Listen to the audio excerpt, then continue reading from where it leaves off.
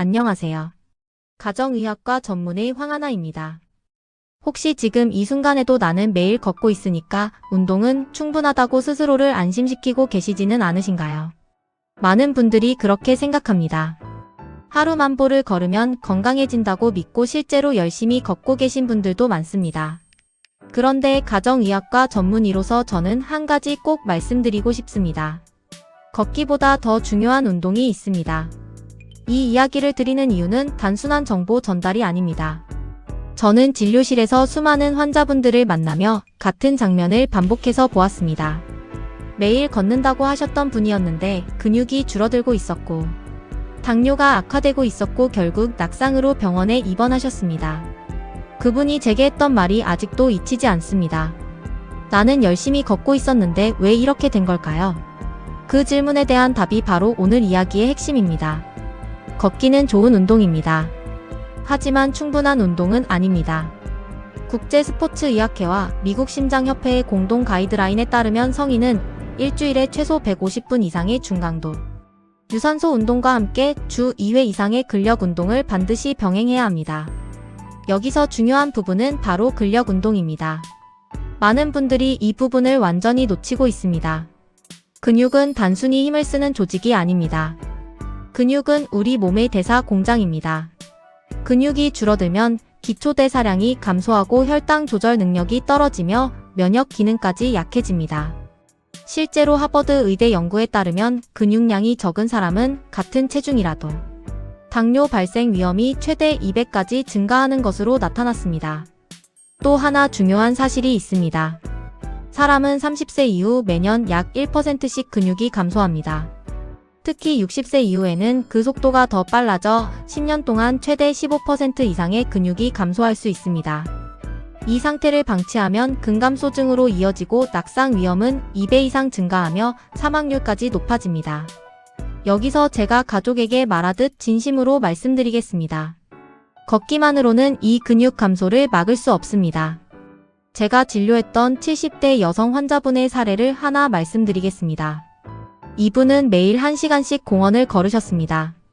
하지만 계단을 오르내리는 것이 점점 힘들어졌고 결국 집에서 넘어져 고관절 골절로 수술까지 받으셨습니다. 검사를 해보니 근육량이 또래 평균보다 30% 이상 낮았습니다. 걷기는 하셨지만 근육을 유지하는 운동은 전혀 하지 않으셨던 것입니다. 또 다른 50대 남성 환자분의 사례도 있습니다. 이분은 체중은 정상 범위였지만 복부 비만이 있었고 매일 8000보 이상 걷고 계셨습니다. 그러나 혈액 검사 결과 당화 혈색소 수치가 7을 넘었고 결국 당뇨 진단을 받았습니다. 근육량 검사에서는 하체 근육이 평균보다 20% 낮은 상태였습니다. 이후 근력 운동과 단백질 섭취를 병행한 결과 6개월 만에 혈당이 정상 범위로 돌아왔습니다. 그렇다면 무엇을 해야 할까요? 정답은 명확합니다. 근력 운동입니다. 하지만 여기서 또 많은 분들이 오해를 합니다.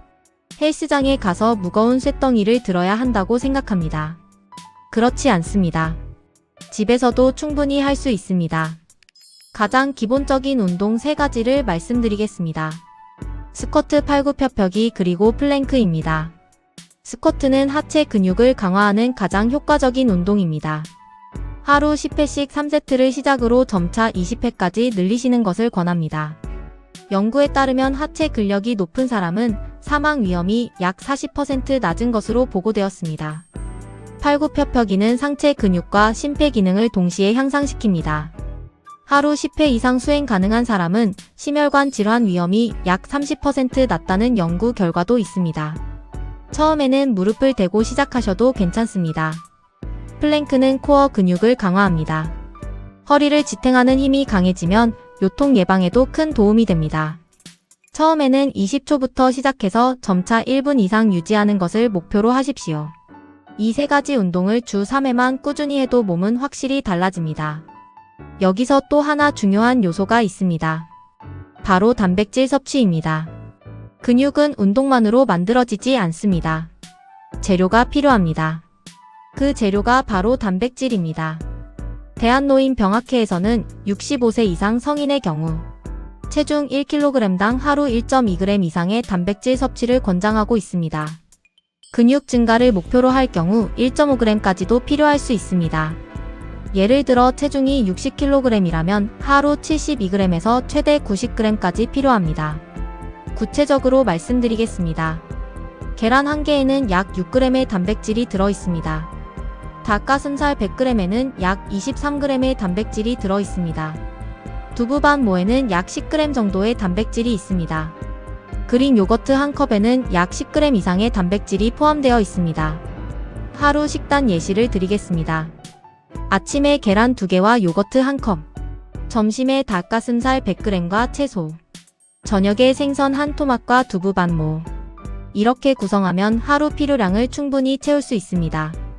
여기서 중요한 것은 나누어 섭취하는 것입니다. 단백질은 한 번에 많이 먹는 것보다 20g에서 30g씩 나누어 섭취할 때 근육 합성이 가장 효율적으로 이루어집니다. 또 하나 꼭 말씀드리고 싶은 것이 있습니다. 바로 속도입니다. 걷기를 하시더라도 천천히 산책하듯 걷는 것만으로는 충분하지 않습니다. 연구에 따르면 빠르게 걷기를 병행한 사람은 심혈관 질환 위험이 약 30% 감소한 것으로 나타났습니다. 숨이 약간 찰 정도의 속도로 하루 30분 이상 걷는 것을 권장드립니다. 그리고 수면 역시 매우 중요합니다. 하루 7시간 이하로 수면을 취하는 경우 근육 회복이 저하되고 호르몬 균형이 깨지며 비만 위험이 약 20% 증가합니다. 스트레스 또한 무시할 수 없습니다. 만성 스트레스는 코르티솔 호르몬을 증가시켜 근육 분해를 촉진합니다. 간단한 명상이나 호흡 운동만으로도 큰 도움이 됩니다. 제가 이 이야기를 이렇게 길게 드리는 이유는 단 하나입니다. 여러분이 더 오래 건강하게 살기를 바라기 때문입니다. 저는 환자분들을 치료하면서 늘 같은 생각을 합니다. 조금만 더 일찍 알려드렸다면 얼마나 좋았을까. 그래서 지금 이 순간 이 이야기를 듣고 계신 여러분께 꼭 말씀드립니다. 지금부터라도 늦지 않았습니다. 오늘은 스쿼트 10번만 해보십시오. 내일은 계란 1개를 더 드셔보십시오. 그 작은 변화가 10년 후에 몸을 완전히 바꿉니다. 운동은 선택이 아닙니다. 삶을 지키는 가장 확실한 방법입니다. 그리고 저는 여러분이 건강하게 오래 살아가시길 진심으로 바랍니다. 가족과 함께 웃고 걸을 수 있는 그 시간을 조금이라도 더 길게 지키셨으면 합니다. 다음 영상에서는 절대 하면 안 되는 운동 습관과 많은 분들이 잘못 알고 있는 건강 상식에 대해 더 깊이 있게 말씀드리겠습니다. 반드시 확인하시고 스스로의 건강을 지키시기 바랍니다. 구독과 좋아요, 알림 설정까지 부탁드립니다. 더 좋은 건강 소식으로 인사드리겠습니다.